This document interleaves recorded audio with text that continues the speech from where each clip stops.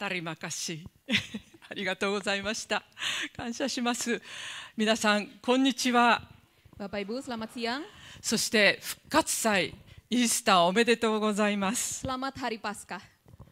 今日はインドネシア、東京インドネシア福音教会、このイースターの日に皆さんと共にこの復活の礼拝を共に喜ぶことができることを本当に嬉しく思っています。Saya sangat bersuka cita karena hari ini saya bisa bersama-sama dengan Bapak Ibu sekalian merayakan Hari Paskah.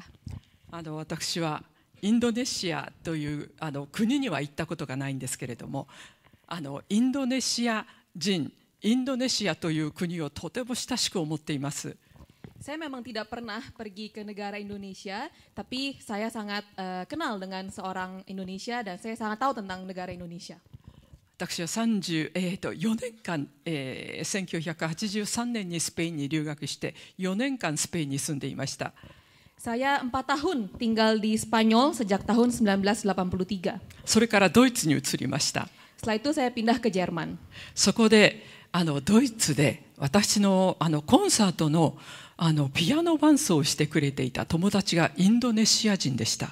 Di Jerman, seorang pemain piano yang mengiringi saya adalah seorang Indonesia. 毎日じゃないです。彼女のところに練習に行くたびにインドネシアのお料理を作ってくれました。Setiap kali saya pergi ke tempatnya untuk kita berlatih, dia membuatkan makanan Indonesia. 本当にですから今回このようにしてインドネシアの皆さんと共に礼拝を持てること本当に嬉しいです。私の友達もとっても喜んでくれています。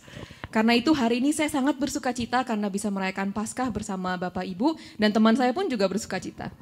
私は1983年にスペインに留学して翌年の1984年にこのアメリカ人宣教師を通してクリスチャンになりました。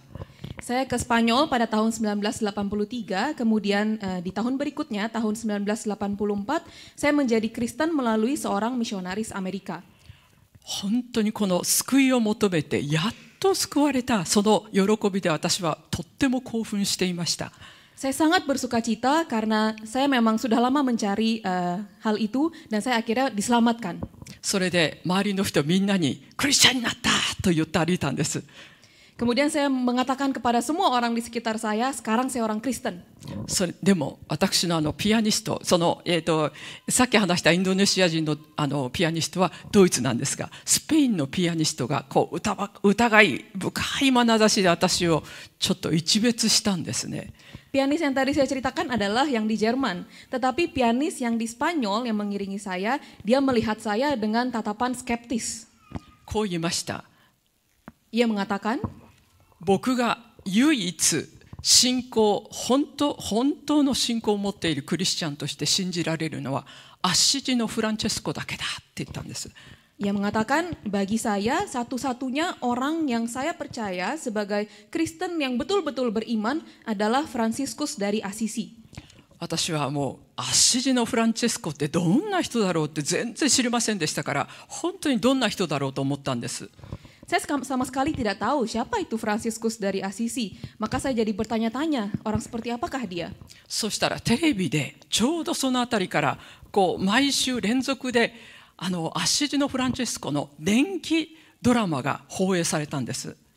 Setelah itu secara kebetulan di televisi beberapa minggu ada drama tentang biografi Fransiskus Assisi. このキリストに最も似た生き方をした一人として有名な彼のそのドラマですけども、非常に私は感動しました。Saya sangat terkesan dengan drama, itu adalah drama tapi menceritakan tentang Fransiskus Assisi yang katanya dihormati sebagai orang yang hidupnya paling mirip dengan Yesus Kristus. そして番組の最後に彼が作ったと言われるアッシジのフランチェスコの平和の祈りの歌詞がずっとこのエンディングソングとともに流れたんですね。Kemudian di akhir drama itu ada lagu yang katanya dibuat oleh Fransiskus Assisi. それでちょっとお読みします。これ私の役ですけど、お読みします。主よ、私を平和の道具としてください。Saya akan membacakannya. Tuhan, jadikanlah aku pembawa damai. 憎しみには愛を、争いに許しを。Di mana ada kebencian, biarlah aku membawa cinta kasih. Di mana ada perselisihan, biarlah aku membawa pengampunan. 主よ、私を平和の道具としてください。 Tuhan, jadikanlah aku pembawa damai-Mu. 疑いに信仰を、絶望に希望を。 Di mana ada keraguan, biarlah aku membawa iman. Di mana ada keputusasaan, biarlah aku membawa harapan. 悲しみに喜びを、暗闇に光を。 Di tengah duka, biarlah aku membawa sukacita. Di tengah kegelapan, biarlah aku membawa terang. 運ぶものとして用いてください。 Pakailah aku sebagai bejana-Mu. 主よ、私をあなたの道具としてください。 Tuhan, jadikanlah aku alat-Mu. 十字架の愛を運ぶものとして。 Sebagai bejana kasih salib-Mu. 愛されるよりも愛することを学ばせてください。あなたの愛の中で。 Ajarilah aku bukan untuk dikasihi. Ajarilah aku di dalam kasih-Mu. 十字架を見上げれば主の愛がわかるでしょう。 Saat aku menatap salib-Mu, aku mengerti kasih-Mu yang sejati. 主はそこで身を捧げ、愛を注がれたから。 Karena di sana engkau menyerahkan diri dan mencurahkan kasih yang kekal. 私がこの祈りで最も共鳴した箇所は、愛されることよりも愛することを学ばせてくださいというところだったんです。 Bagian dari lagu ini yang paling berkesan untuk saya adalah ajarilah aku bukan untuk dikasihi, tetapi untuk mengasihi di dalam kasih-Mu. 愛は求めていくものです。 Kasih adalah sesuatu yang kita kejar, そして学んでいくものです。 sesuatu yang kita pelajari. 愛は十字架を見上げれば分かってきます。 Kasih adalah sesuatu yang bisa kita pahami saat kita memandang ke atas salib. 十字架を見上げるというのは、イエス様がそこで何をしてくださったか、私たちがもっともっと理解していくことです。 Memandang salib berarti mengerti apa yang Yesus lakukan di kayu salib. 主はそこで私たちに愛を注いでくださいました。 Tuhan Yesus mencurahkan kasih-Nya kepada kita di sana. 命を注いでくださいました。 Ia menyerahkan nyawanya. 今日のテーマは何という愛です。 Tema hari ini adalah betapa besar kasih-Nya. 皆さんと共にこの何という愛を見つめていきたいと思います。 Saya ingin bersama-sama dengan Bapak Ibu menemukan kasih yang begitu besar ini. では平和の祈りを聞いてください。 Silakan dengarkan lagu Doa Perdamaian.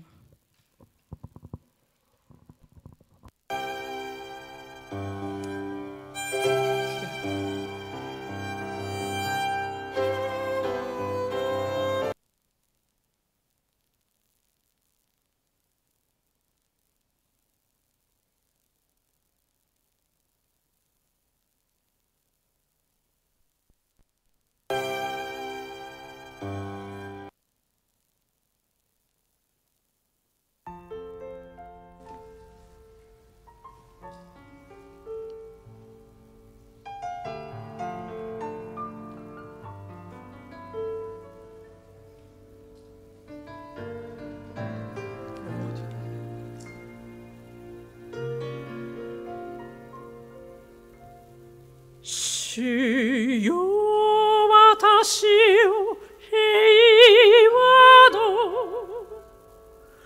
道具としてください。憎しみには愛を、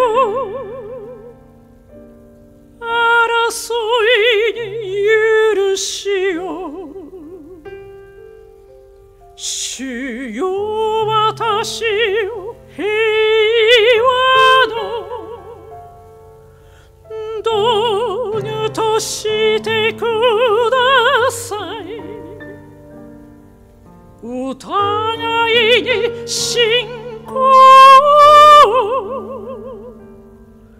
絶望に希望、悲しみに喜びを、暗闇に光を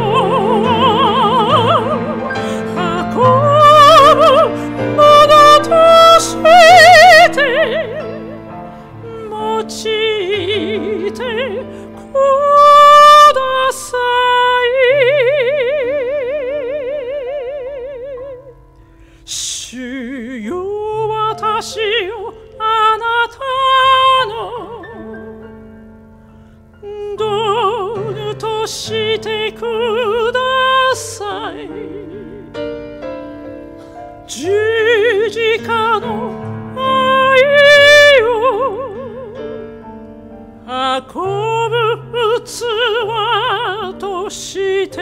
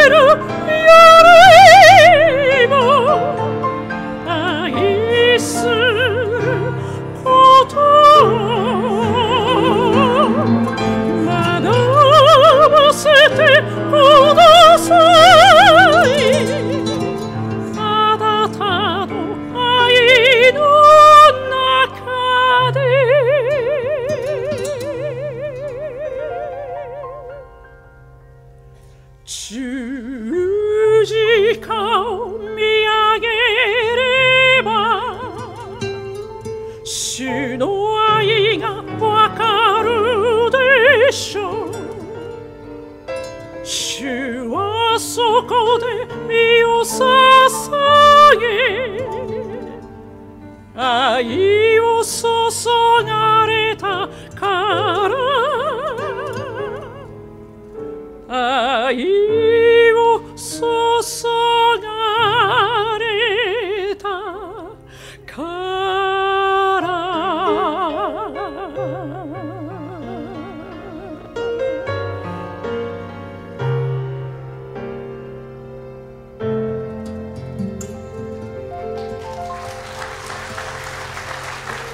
します。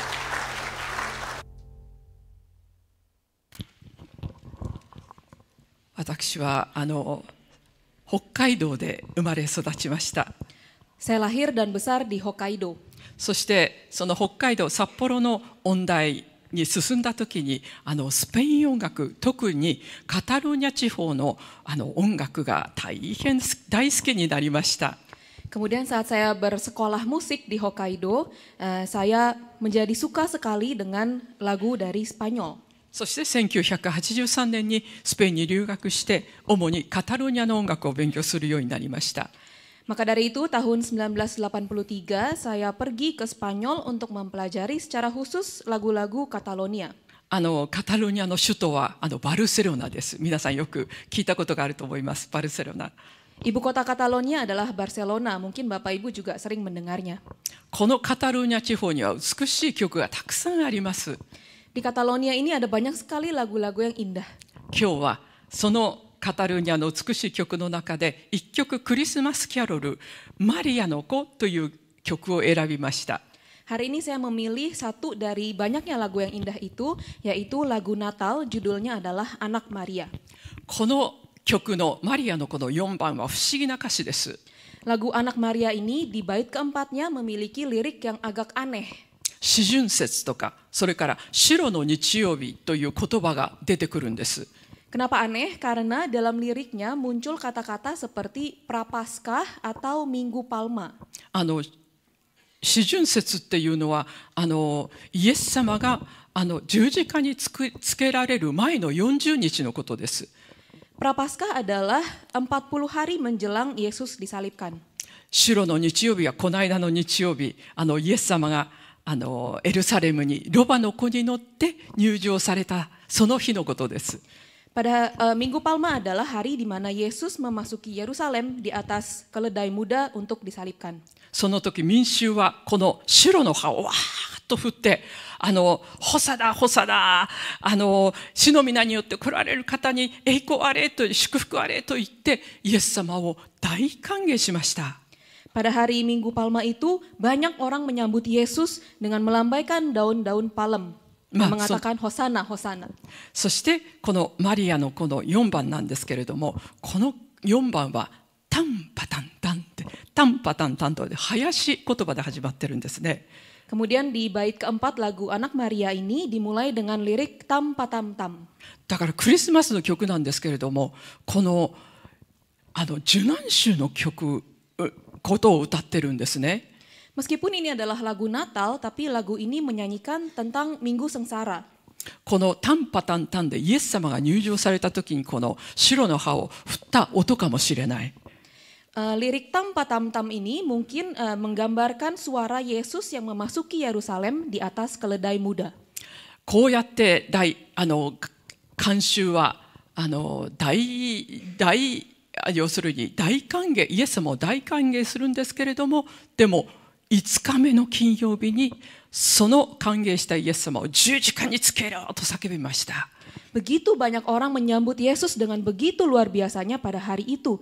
Tapi orang-orang yang sama pada setelah pada hari Jumat meneriakan salibkan dia kepada Yesus yang tadinya mereka sambut begitu hebatnya. でもイエス様が十字架についたのは民衆が叫んだからではありませんでした。 Tetapi Yesus tidak disalibkan karena teriakan orang banyak itu. イエス様が十字架についたのはそれが神様の御心だったからです。 Yesus disalibkan karena itulah kehendak Allah Bapa. そのためにイエス様は父なる神様に向かって私を使わせてくださいと言って人となって呼ばれてくれました。 Maka dari itu saat itu Yesus berkata kepada Yesus, berteriak kepada Yesus, pakailah aku. 4番の歌詞もう一度戻ります。タンパタンタン、あとイチジクはまだ青い。 Kita kembali ke lirik bait keempat tadi. Setelah lirik tam patam tam, liriknya adalah buah ara masih hijau. この青いイチジク、四旬節に赤くならなければ、白の日曜日には赤くなるって歌ってるんです。 Kemudian jika buah ara hijau ini tidak matang di masa Prapaskah, maka akan menjadi merah pada hari Minggu Palma. 赤くなる、熟する、神様の時が満ちるという意味です。 Menjadi merah atau matang artinya waktu Yesus akan datang. もう一つイエス様が本当にこの命である血を流してまるで虫けらのように真っ赤になって私たちの罪を十字架にあがなってくださった。 Kemudian artinya juga Tuhan Yesus mencurahkan darahnya, nyawanya, darahnya yang merah dan membayar semua dosa kita. そんな意味が込められたマリアの子という子供のためのカタルニャ語になりますクリスマスキャロルを聞いてください。 Silakan dengarkan lagu Anak Maria yang menyimpan pesan seperti itu.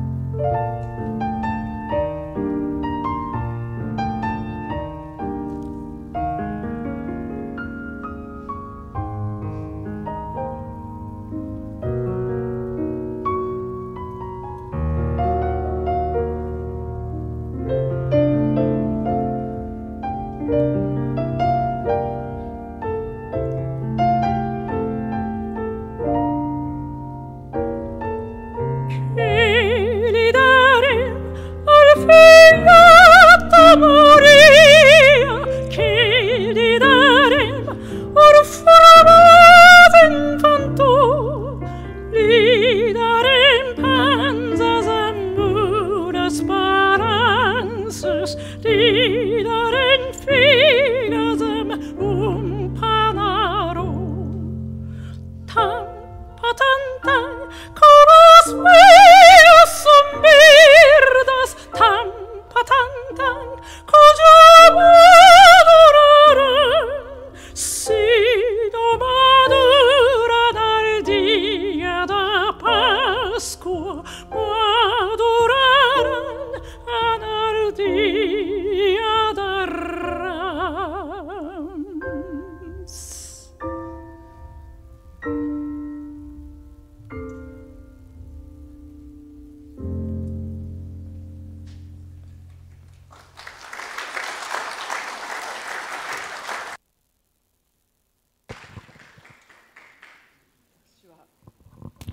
私は北海道で生まれ育ちました。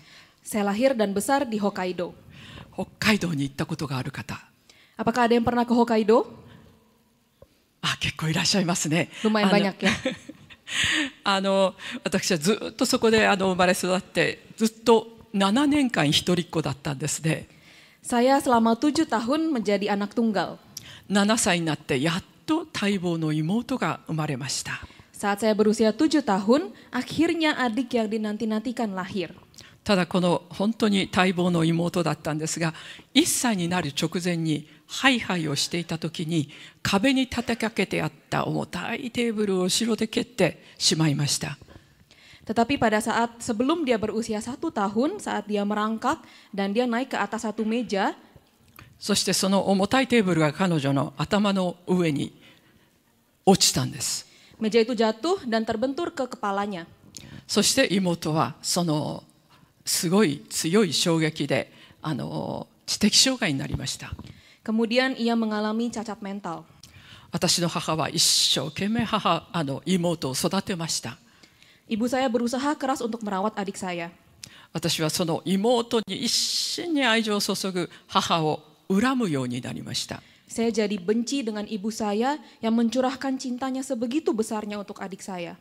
そして母から一心に愛情を受ける妹を妬むようになりました。 Kemudian saya juga iri hati dengan adik saya yang menerima cinta ibu saya yang begitu besar. そして心はだんだん病んでいくんです。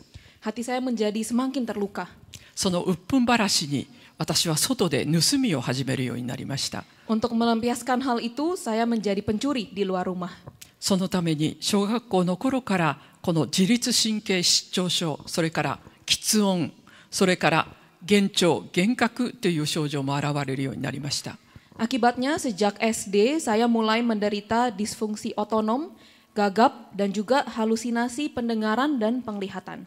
そういう暗い少女時代だったんですけど、高校に入って優しい友達ができました。 Tetapi saat saya masuk SMA, saya menemukan teman-teman yang sangat baik. その優しい友達に合唱部に入ってみないと誘われたんです。 Saya diundang oleh teman-teman yang baik itu untuk masuk ke klub paduan suara. そして合唱部に入ってみました。 Saya jadi masuk ke klub paduan suara tersebut. そうしたら歌った時だけどもらない、要するに喫音がないということに気がついたんです。 Saya baru sadar bahwa saat saya bernyanyi, saya tidak gagap. そして声がどんどん出るようになって音大に進む決心をしました。 Saya terus bernyanyi sampai akhirnya saya memutuskan untuk berkuliah musik. そのような中で偶然ですけれどもラジオで世の光という番組を聞いたんです。 Di saat yang seperti itu, secara kebetulan saya mendengar program radio, judulnya adalah Terang Dunia. 初めて聞く聖書のお話でした。 Itu adalah pertama kalinya saya mendengar tentang Alkitab. そして最後にメッセンジャーの先生がこう言ったんです。 Kemudian di akhir program itu, penginjil radio itu berkata, 神は生きておられます。 Allah hidup.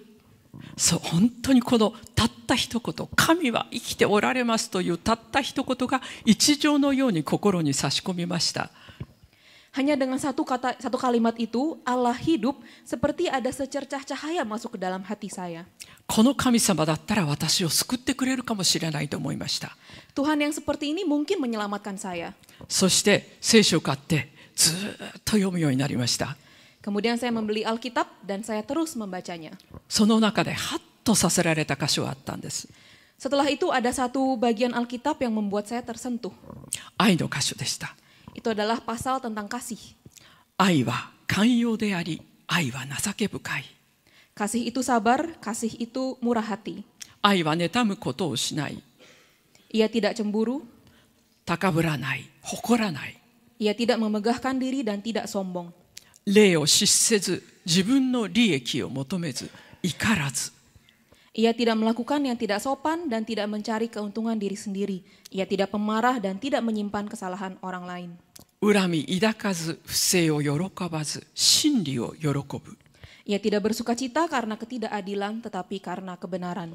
そして愛はすべてを忍び、すべてを信じ、すべてを期待し、すべてを耐える。 Ia menutupi segala sesuatu, percaya segala sesuatu, mengharapkan segala sesuatu, sabar menanggung segala sesuatu. この箇所を読んだときに、自分の顔を鏡で映し出されたかのようでした。 Saat saya membaca bagian ini, seakan-akan saya melihat bayangan diri saya sendiri di cermin. それはこの愛は私には全くないという姿だったんです。 Di dalam bayangan itu saya melihat bayangan yang sama sekali tidak ada kasih yang ditulis dalam Alkitab ini. そしてこの愛を求める、この愛を持ちたい、この愛を求めるこの私の旅路が始まっていくようになりました。 Kemudian dimulailah perjalanan saya mencari kasih yang seperti ini. この愛の箇所につけられた万座温泉のオーナーである黒岩健一さんがメロディーをつけたんですけれども、この箇所につけられた愛を聞いていただきたいと思います。 Bagian Alkitab yang menuntun saya kepada perjalanan ini dibuat menjadi lagu oleh Kenichi Kuroiwa. Mari kita dengarkan lagu Kasih dari Kuroiwa.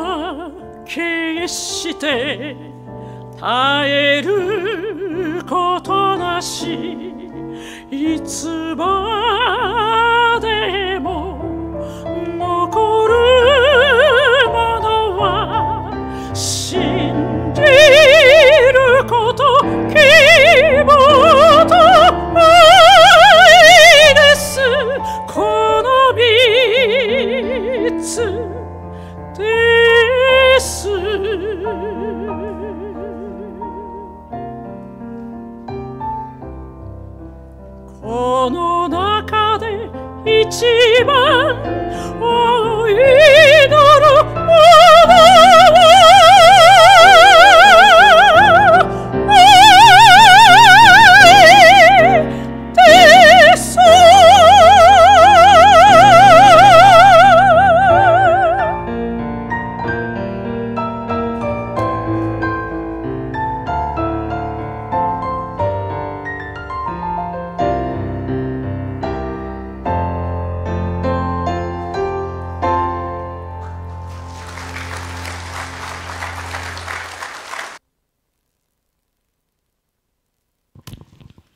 私のこの愛の探求は何年にも及びました。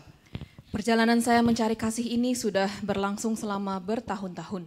それはこの愛を持てた、愛を持てる人間になれたら、私は多分クリスチャンになって救われるんだろうと漠然と思っていたからです。Karena saya berpikir jika saya bisa menjadi orang yang memiliki kasih seperti ini, saya mungkin bisa jadi orang Kristen dan bisa masuk surga. その間私は音大に入学して卒業して、そしてオペラ団体に入って歌って、それから大好きだったスペイン楽曲を勉強するためにスペインに留学しました。Sementara itu saya masuk sekolah musik, lulus, lalu bernyanyi dalam sebuah kelompok opera. Kemudian saya pergi ke Spanyol untuk mempelajari musik Spanyol yang saya sukai. ある日、この求めても求めても聖書に書いてあるような愛のある人間にはなれない、そんな自分に絶望してマドリッドの部屋で神様に叫んだんです。Suatu hari saya merasa putus asa dan frustasi karena seberapapun saya berusaha, saya tidak bisa jadi orang yang memiliki kasih seperti yang tertulis di Alkitab. Saya berseru kepada Tuhan di kamar saya di Madrid. 神様、こんな哀れな私を救ってください。 Ya Tuhan, selamatkanlah aku yang malang ini. で、神様は私のこの叫びを待っておられたようでした。 Saat itu seakan-akan Tuhan sudah menantikan seruan saya itu. その直後に私はマドリッドでこのアメリカ人宣教師と出会いました。 Langsung setelah itu di Madrid saya bertemu dengan misionaris dari Amerika. この宣教師夫妻は聖書の一つの箇所を示してくれました。 Mereka menunjukkan kepada saya satu ayat Alkitab. ローマ人への手紙5章8節。しかし私たちがまだ罪人であったとき、キリストが死んでくださったことにより、神は私たちに対するご自身の愛を明らかにしておられます。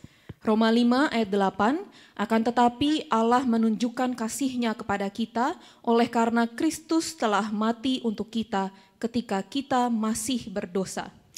この箇所を聞いたときに、もう本当に神様の愛に触れて涙が止まらなくなりました。 Saat membaca ayat Alkitab ini, kasih Tuhan begitu menyentuh hati saya dan saya tidak bisa berhenti menangis. その日、イエス様が私のために死んでくださったのだったら、私は今日からこのイエス・キリストのために生きますと決心しました。 Hari itu juga karena Yesus telah mati untuk saya memutuskan untuk hidup untuk Yesus. 1984年11月11日の出来事でした。 Itu adalah tanggal 11 November 1984. そして2000年になって賛美を通して日本やいろんな国の皆さんにこのイエス様のこの愛、神様の福音を伝えるこの働きを賛美を通して始めるようになりました。 Kemudian pada tahun 2000 kami memutuskan untuk membagikan berita Injil tentang Yesus kepada orang-orang di Jepang maupun negara-negara lain melalui pujian penyembahan. 私たちが神の子と呼ばれるためにどんなに大きな愛を神様から賜ったことか、よく考えてみなさい。第一ヨハネの3章1節。 Lihatlah betapa besarnya kasih yang dikaruniakan Bapa kepada kita sehingga kita disebut anak-anak Allah. 1 Yohanes 3 ayat 1. その大きな愛こそイエス・キリストの十字架です。本当にこの愛の結晶である十字架を見上げたいと思います。 Kasih yang begitu besar itulah salib Yesus Kristus. Mari kita lihat salib yang adalah lambang kasih itu. イエス様はドロロサという苦しみの道という道ですけれども、そこを十字架を担いでゴルゴタの丘へと向かっていきました。Tuhan Yesus melalui jalan penderitaan yang disebut Via Dolorosa menuju salib. その様子を歌った「Via Dolorosa」聞いていただきたいと思います。 Silakan dengarkan lagu yang menggambarkan perjalanan Yesus itu, yaitu Via Dolorosa.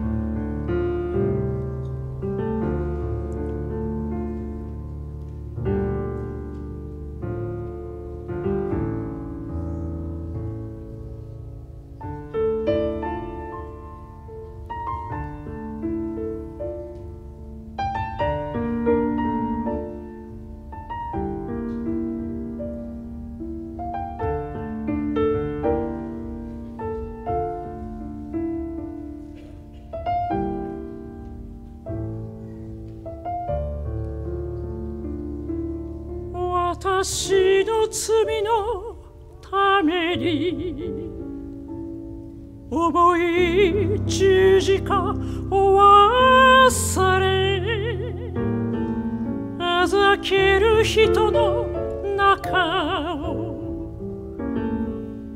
耐えて行かれたイエスよドロローサドロロ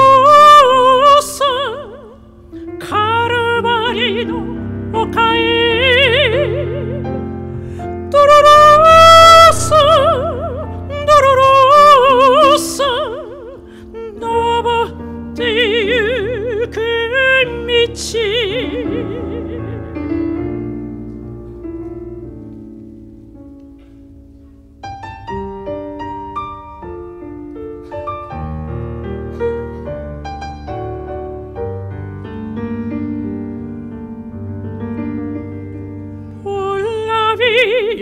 Dolorosa, triste día en Jerusalén, los soldados le abrían paso a Jesús, mas la gente se acercaba para ver a aquel que lleva aquella cruz. Él sangraba por los golpes que en la espalda recibió. Con espinas coronado fue el Señor y con cada paso vio el desprecio de la gente que él amó. Por la vía dolorosa que es la vía del dolor, como oveja vino Cristo Rey, Señor, y fue quien quiso ir por su amor, por ti, por mí, por la vía dolorosa al Calvario y a morir. La sangre que hoy nos limpia por fe, su huella dejó en Jerusalén.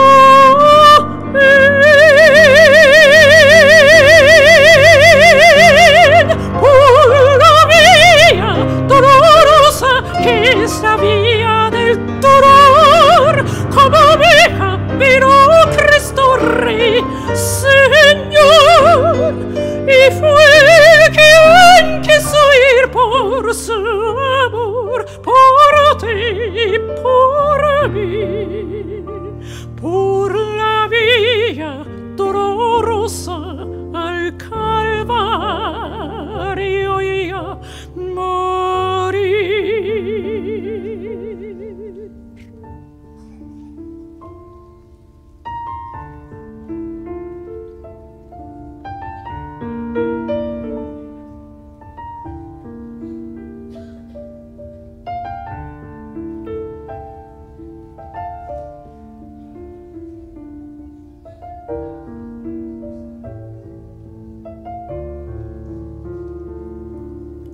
私は行こう今日も主の歩まれた道を血潮の後たどり十字架を追って続こうドロローサドロローサ喜びの丘へドロローサドロローサ登ってゆく道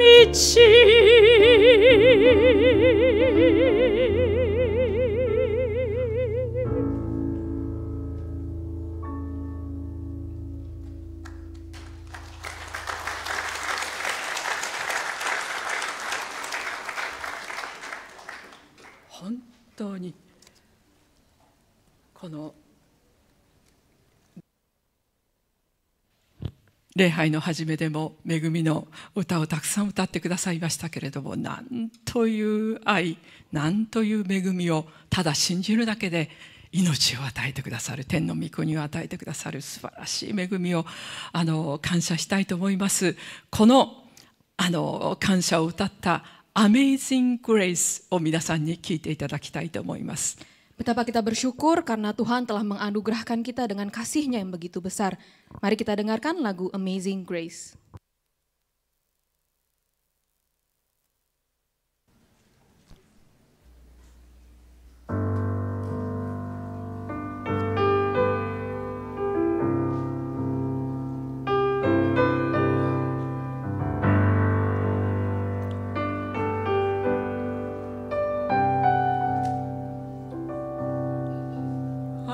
ajaib benar anugerah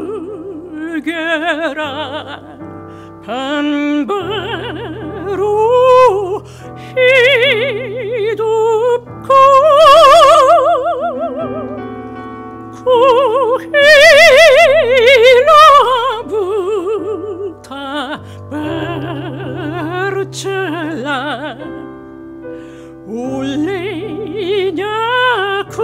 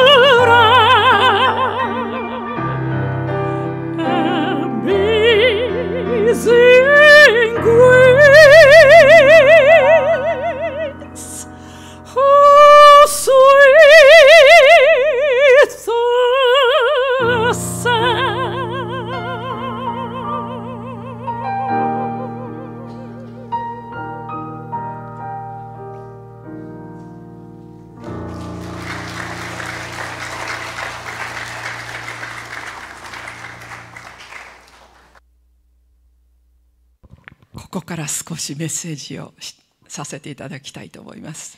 Saya akan menyampaikan sedikit perenungan firman Tuhan. このヨハネの第一の手紙の3章1節、こう書かれています。私たちが神の子と呼ばれるために、御父がどんなに素晴らしい愛を与えてくださったかを考えなさい。 Dalam 1 Yohanes 3 ayat 1 tertulis, lihatlah betapa besarnya kasih yang dikaruniakan Bapa kepada kita sehingga kita disebut anak-anak Allah. 私たちを神の子とするために、神が一人子であった、神の一人子であったイエス様は私たちの身代わりに十字架にかかってくださいました。 Untuk menjadikan kita anak-anak Allah, Yesus yang adalah putra tunggalnya disalibkan demi menggantikan kita. イエス様は十字架にかかって、その釘付けられて、その激しいこの痛みと、それから苦しみに耐えただけではありませんでした。 Tuhan Yesus tidak hanya dipaku di atas salib, menanggung rasa sakit dan penderitaan yang luar biasa. イエス様は十字架でその血を流しながら、命である血を流しながら、苦しみながら、痛みながら、7つの言葉を叫ばれました。 Tuhan Yesus di atas salib sambil mencurahkan darahnya yang adalah nyawanya sendiri, ia meneriakkan 7 perkataan. 一つ目が、手と足を釘につけられながら、父よ、彼らをお許しください。彼らは何をしているのかわからないのです。という叫びでした。 Yang pertama, dengan kaki dan tangan yang terpaku, Yesus berkata, "Ya Bapa, ampunilah mereka, sebab mereka tidak tahu apa yang mereka perbuat." その叫びによって、すべてイエス様に来るものを神様は、父なる神様は許してくださるようになりました。 Melalui perkataan ini, semua orang yang datang kepada Yesus mendapat pengampunan dari Allah Bapa. イエス様の隣には2人の強盗が十字架にかけられました。 Di kedua sisi Yesus ada 2 orang penjahat disalibkan. 2人とも最初はイエス様を罵っていたんです。 Pada awalnya kedua penjahat itu mengejek Yesus. お前が神の子なら十字架から降りてみろ。 Jika engkau adalah anak Allah, turun dari salib itu. 人を救ったのに自分を救えないのか。 Kamu bisa menyelamatkan orang lain, tapi kamu tidak bisa menyelamatkan diri sendiri. ところが、一方の一人のこの強盗は、さっきの父よ、彼らをお許しください。彼らは何をしているかわからないのですと、釘打たれながらイエス様がこの叫ばれた叫びを聞いて、はたと気がついたんだと思います。 Tetapi satu dari 2 penjahat itu saat mendengar Yesus berkata hal yang tadi, "Ya Bapa, ampunilah mereka sebab mereka tidak tahu apa yang mereka perbuat," sepertinya ia menyadari sesuatu. この方こそ救い主だ。 Orang ini adalah juru selamat. そしてもう一人の強盗に向かってこう言いました。 Sesudah itu dia berkata kepada penjahat yang satu lagi, お前は神を恐れないのか。お前も同じ刑罰を受けているではないか。 "Tidakkah engkau takut juga tidak kepada Allah, sedang engkau menerima hukuman yang sama?" 俺たちは自分のしたことの報いを受けているのだから当たり前だ。だがこの方は悪いことを何もしていない。 Kita memang selayaknya dihukum sebab kita menerima balasan yang setimpal dengan perbuatan kita, tetapi orang ini tidak berbuat sesuatu yang salah. そして言った。イエス様、あなたが御国に入られる時には私を思い出してください。 Lalu ia berkata, "Yesus, ingatlah akan aku apabila engkau datang sebagai raja." この強盗は私を救ってくださいとは到底言えなかったんだと思います。 Saya pikir penjahat itu tidak bisa mengatakan, "Selamatkanlah aku," karena itu terlalu lancang. だからイエス様が救い主だと気がついた時に、もうただあなたが御国に王として入られる時には私を思い出してくださいと控えめに、もうただ私を思い出してくださいと言ったんです。 Jadi saat ia menyadari bahwa Yesus adalah sang juru selamat, ia hanya bisa berkata, "Yesus, ingatlah akan aku apabila engkau datang sebagai raja." Ia hanya meminta, "Ingatlah akan aku." でもイエス様のお答えは驚くべきものでした。 Tetapi jawaban Yesus cukup mengejutkan. 誠にあなたに言います。あなたは今日私と共にパラダイスにいます。 Aku berkata kepadamu, sesungguhnya hari ini juga engkau akan ada bersama-sama dengan aku di dalam Firdaus. 聖書にはあなたを求める者はあなたは決してお見捨てにならないって書いてあるんですね。Dalam Alkitab tertulis, siapa yang percaya kepada Yesus, Tuhan tidak akan meninggalkannya. こうやってイエス様に来る者、イエス様を信じる者を主は本当に今日あなたは私と一緒にパラダイスにいますよ。そう約束してくださいました。 Dengan demikian saat ini Yesus menjanjikan bahwa Anda yang percaya kepada Yesus, Anda yang datang kepadanya, hari ini juga ada bersama-sama dengan Yesus di Firdaus. これが2つ目の叫びでした。 Ini adalah perkataan yang kedua. 3つ目、この十字架の3つ目の言葉は、十字架にまでイエス様についてきた母マリアと、そして弟子のヨハネに向けられたものでした。 Perkataan Yesus di kayu salib yang ketiga disampaikannya kepada muridnya Yohanes dan ibunya Maria yang mengikuti Yesus sampai ke kayu salib. 多分すぐそばにいたんだと思います。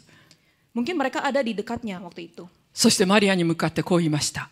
女の方、ご覧なさい。あなたの息子です。ヨハネのことです。 Ia mengatakan kepada ibunya, Ibu inilah anakmu, yang membicarakan tentang Yohanes. そしてヨハネに向かって、ご覧なさい、見なさい。あなたの母です。 Kemudian ia mengatakan kepada Yohanes, inilah ibumu. これがこのイエス様に従う者たちの新しい家族の始まりです。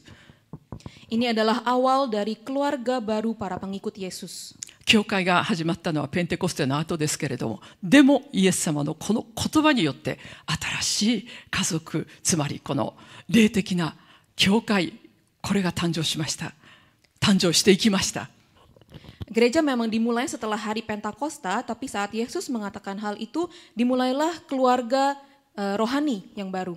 それから3時間、この正午から3時間、真っ暗になるんです。 Kemudian selama 3 jam, seluruh daerah itu diliputi kegelapan. それは光の子であったイエス様が神であられることを捨てて、私たちの全人類の罪を背負って十字架にかかって、神の怒りが彼の上に臨んだからです。 Ini karena Yesus yang adalah terang dunia meninggalkan kealahannya menjadi anak domba Allah yang disembelih untuk menanggung dosa semua umat manusia. 裁かれたんです。 Ia menerima penghakiman. 本当にそれは激しい怒りだったと思います。 Saya pikir itu adalah kemarahan Allah yang luar biasa yang ditanggungnya. そして午後3時頃、3時間経ってイエス様はこう叫びました。我が神、我が神、どうして私をお捨てになったのですか。 Kemudian kira-kira jam 3 jam setelahnya Yesus berseru, Allahku, Allahku, mengapa engkau meninggalkan aku? そうやってイエス様は本当にご自身が私たちの身代わりにもう神様に裁かれたことを、神に見捨てられて裁かれたことを証ししてくださいました。 Di sini Yesus betul-betul bersaksi bahwa ia menggantikan kita, ia ditinggalkan oleh Allah dan dihakimi oleh Allah. それから乾くと叫ぶんです。 Setelah itu Yesus berkata, aku haus. もう神に叫んでも叫んでも、詩編22編はイエス様の十字架上の予言だ、言葉だと言われていますけど、叫んでも叫んでも聞いてくれないこの神に向かって見捨てられて、本当に飢え渇いて、そしてその父なる神様と結びつけてくれていた、もう聖霊に飢え渇いたんですね。 Di Mazmur 22 pun tertulis nubuatan ini bahwa ia berseru-berseru kepada Allah Bapa, tapi tetap saja Allah Bapa tidak mengacuhkannya, tetap ditinggalkannya. このイエス様はユダヤの一番最後のお祭りになるんですけれども、杉越のカリオの祭りの最後の日にこの十字架につく前ですけれども、こう大声で叫びました。 Di hari terakhir pada perayaan Hari Raya Pondok Daun, Yesus berseru dengan suara nyaring. 誰でも乾いているなら私のもとに来て飲みなさい。 Barang siapa haus, baiklah ia datang kepadaku dan minum. 私を信じる者は聖霊が言っている通り、その人の心の奥底から生ける川の水が流れ出るようになります。 Barang siapa percaya kepadaku, seperti yang dikatakan oleh kitab suci, dari dalam hatinya akan mengalir aliran-aliran air hidup. イエス様はこの乾くと言って聖霊を求めて、そして最終的にこの天に昇られた時に父なる神様から聖霊を受けて私たちに流してくださるんですけれども、こうやって父に求めてくださったんですね。Tuhan Yesus begitu haus akan Roh Kudus pada hari Pentakosta yang mencurahkan Roh Kudusnya yang sudah diterimanya oleh Allah Bapa, tapi pada saat ini ia menyatakan aku haus. この渇くが5つ目なんですね。 Ini adalah perkataan yang kelima. そして6つ目の叫び、 完了した。 Kemudian perkataan yang keenam adalah sudah selesai. 完了したんです。私たちをあがなうための天の御国に導くための技が完了したんです。 Sudah selesai. Pekerjaan untuk menebus kita dan membawa kita ke dalam kerajaan surga sudah selesai. そしてもう一度、さっきは我が神でしたけども、父と呼べない我が神でしたけども、今度は最後に完了したのですでに、父よ、我が霊を御手に委ねますと言って、父なる神様のところにその霊は帰ってきました。 Tadi Yesus tidak bisa mengatakan Bapa, ia berkata Allahku, Allahku. Tetapi terakhir Yesus berkata, ya Bapa, ke dalam tanganmu kuserahkan nyawaku. Kemudian ia menghembuskan napas terakhirnya dan rohnya kembali kepada Bapa. そして3日目にそのイエス様を父なる神様はその大能の力によってよみがえらせてくださったんですね。 Kemudian pada hari yang ketiga, Allah Bapa dengan kuasanya yang begitu besar membangkitkan Yesus. それが今日です。 復活祭、イエス様が復活したことを喜ぶ今日の日の出来事であります。 Itulah hari ini kita merayakan hari Paskah di mana kita merayakan bangkitnya Yesus Kristus. そしてこのイエス・キリストを信じる者たちに神の異なるイエス・キリストと同じようにイエス・キリストの中にあって神の異なる特権を与えてくださいました。 Kemudian mereka yang percaya kepada Yesus, Allah telah memberikan hak istimewa. 私たち人間を、この弱い人間を神のただ信仰によって神のことをしてくださった目的があります。 Kita yang lemah ini diberikan hak-hak istimewa seperti ini dengan satu tujuan. これはこう要約して言うと、罪、死、病、老、苦から解放してくれるためです。 Yaitu adalah kalau disingkat kebebasan dari dosa, kematian, usia tua, penyakit dan penderitaan. 罪に変えて許し、 Dosa digantikan pengampunan. 死に変えて命、 Kematian digantikan kehidupan. 老いに変えて内なる人のこの若返り、常に新しくされる。 Usia tua digantikan pembaharuan manusia batiniah setiap-tiap hari. 病に変えて癒し、 Penyakit digantikan kesembuhan. それから苦しみや貧しさに変えて喜びと愛を与えてくださるよう、豊かさを与えてくれるようになりました。 Kemudian penderitaan dan kemiskinan digantikan sukacita dan kelimpahan. Semuanya Allah berikan kepada kita. それが天の御国です。 Itulah kerajaan Allah. 神の命であり、神の愛の体、そして死なない体、そして御国の体、つまり今日の出来事であるわけです。 Itulah tubuh rohani yang baru, tubuh yang kekal, tubuh kerajaan. Itulah kebangkitan yang kita rayakan hari ini. ですから私たちが神の子と呼ばれるために、御父が何という愛を私たちに与えてくださったのか、もっともっと私たちが深く理解して受け取っていきたいと思うんですね。その愛を、その恵みを。 Mari kita betul-betul mengerti dan menerima, memandang ke atas salib, melihat betapa besarnya kasih yang Bapa berikan kepada kita sehingga kita disebut anak-anak Allah. 神の愛は人間の愛とは次元が違います。 Kasih Allah itu sama sekali berbeda dengan kasih manusia. 人間の愛は変わります。変化します。 Kasih manusia itu berubah. そしてあんまり目的がありません。 Kemudian tidak memiliki tujuan. でも神の愛は永遠の愛ですから、もう変わらないんですね。 Tetapi kasih Allah adalah kekal dan tidak akan berubah. そして私たちを天国に入れるという目的があるんです。 Kemudian ada tujuan yang jelas, yaitu menjadikan kita anak-anak Allah dan membawa kita masuk ke dalam surga. だから全てを信じ、全てを期待し、全てを耐え忍ぶ、これが神の愛です。 Oleh karena itu, kasih Allah percaya segala sesuatu, mengharapkan segala sesuatu, dan sabar menanggung segala sesuatu. イエス様は父なる神様が、神様の御言葉がなる神様はご自分がおっしゃった通りのことを絶対してくださるということを信じて、父なる神様に期待し、信じ、そして全てを耐え忍んで十字架までこの従い通してくださいました。Tuhan Yesus percaya kepada Allah Bapa. Ia berharap bahwa Allah Bapa dapat menepati janjinya dan sabar menanggung segala sesuatu, bahkan menaatinya sampai mati di kayu salib.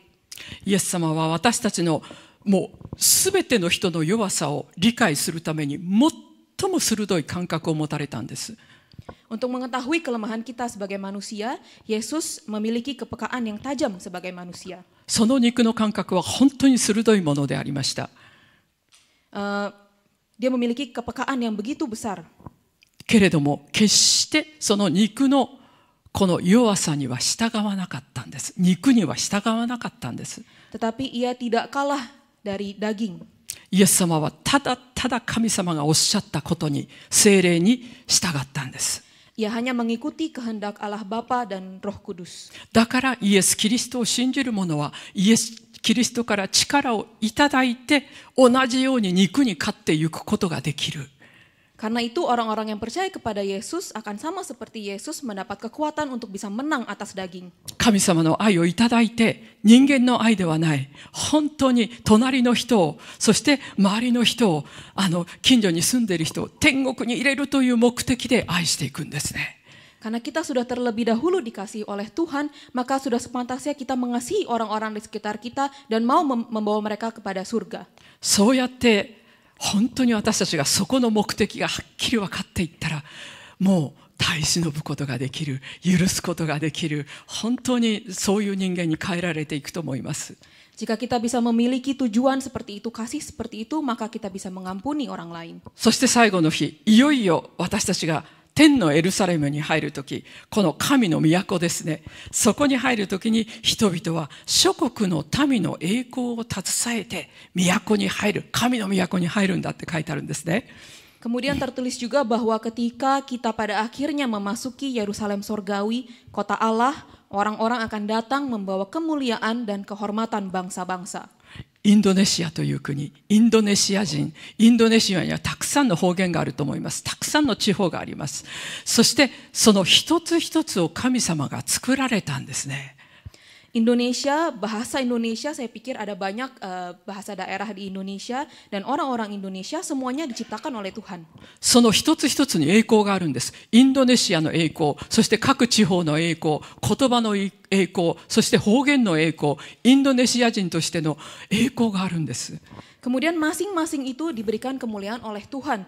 Indonesia diberikan kemuliaan. Begitu juga masing-masing daerah, masing-masing bahasa daerah. 日本にも日本人の日本の地方の栄光があるんです。Begitu juga dengan Jepang, bahasa Jepang, daerah-daerah di Jepang juga memiliki kehormatan khusus dari Tuhan. それを携えて天の御国に入るんです。Kita semua akan membawanya dan masuk ke dalam surga. だから本当に全ての国が、全ての民族が、全ての部族が、全ての本当に方言も含めて、その私たちが互いに愛し合い、互いに祈り合い、互いに助け合うならば、本当に一つ一つの国が、一つ一つの地方が、一つ一つの国が、国民が生かされるんですね。神の栄光を表せるようになる。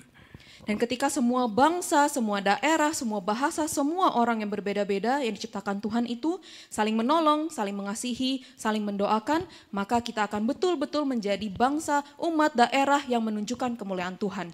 もう本当にこの私もドイツに住んでいた時にハンブルクというところに日本人教会がありました。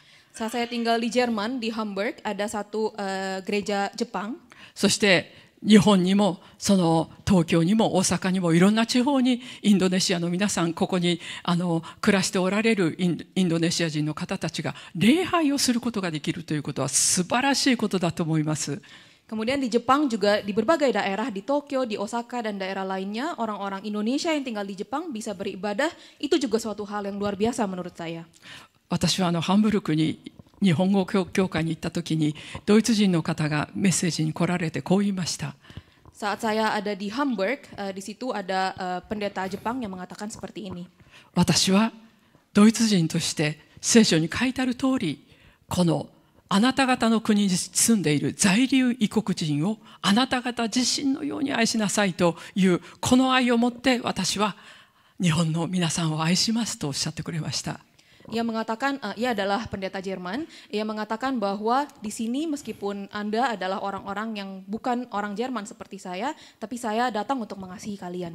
本当にこの愛を持ってインドネシアの皆さん、そして他の国々の皆さんも愛していきたい。そして私たちが一つになって最後の日にはイエス・キリストの花嫁として一つの体になっていきたいと思うんです。Seperti itu juga saya ingin mengasihi Bapak Ibu semua yang adalah orang Indonesia, dan pada akhirnya di hari terakhir, di akhir zaman saya ingin agar orang Indonesia dan kita semua juga menjadi satu, berdiri di hadapan Yesus sebagai mempelai perempuan Kristus. なんという愛を神は与えてくださったことか、私たちが神の子と呼ばれるために。Begitu besarnya kasih yang sudah Tuhan berikan buat kita sehingga Ia menjadikan kita anak-anaknya. この素晴らしい愛を両手を広げて、神様もう本当にいっぱいくださいと求めていこうではありませんか。愛は求めていくものです。 Mari kita buka tangan kita lebar-lebar dan kita terima dengan ucapan syukur kasih yang begitu besar itu. 最後になりました。ちょっと3曲あるんですけれども、どの曲を歌っていいのか悩みますけれども、やっぱり十字架を見上げたいと思うんですね。見よや十字架という曲にしたいと思います。この曲をもって私のこの賛美と証とメッセージの時の締めくくりとさせていただきたいと思います。 Terakhir sebenarnya ada 3 lagu, tapi saya memilih 1 lagu yaitu Lihatlah Salib Itu. Ini menjadi lagu terakhir hari ini.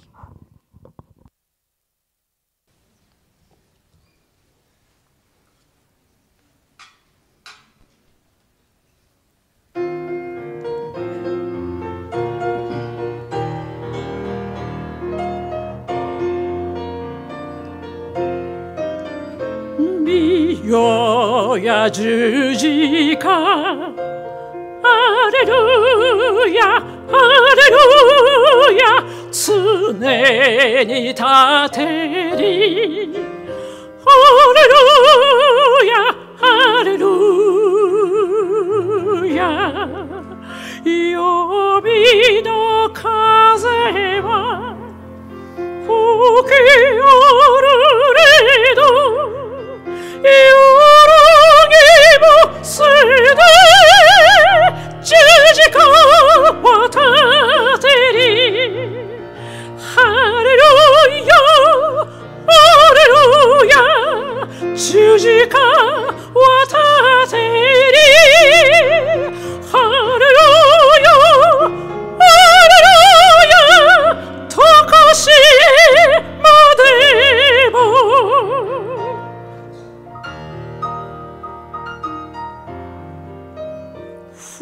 후르키 주지가 할렐루야 할렐루야 이마모 다 되리 할렐루야 할렐루야 기미가 치모되 오비스 그이요 나시 토바이라 지지가와 다되리